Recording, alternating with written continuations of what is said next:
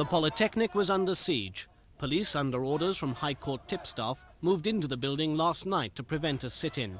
But Polytechnic students, only allowed in when they produced their library cards, opted for a peaceful protest inside. Outside, a crowd of 200 supporters, mainly from other London colleges and untouched by High Court orders, were not restrained.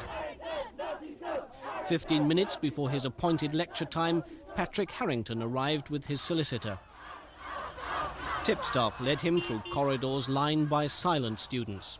They just treated him in complete silence and contempt. It was peaceful and quiet? It was completely peaceful, nobody moved, nobody said a word, and I think they've had a bit of a moral victory.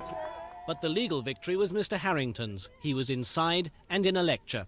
Mr. Harrington's 3 usual philosophy lecturers were all sick today. A 4th was instructed by the director of the Polytechnic to take his lecture.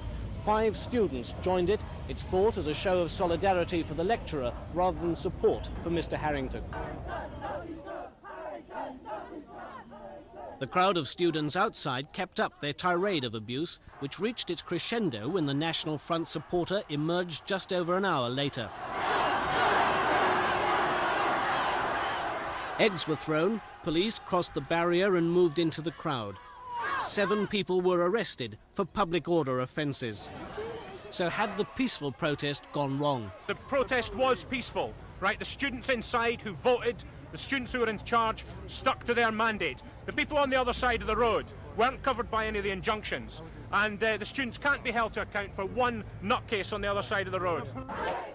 The Polytechnic avoided academic apartheid, but moved even further away from normal academic life.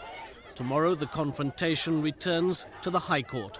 David Bellin at the North London Polytechnic for Thames News.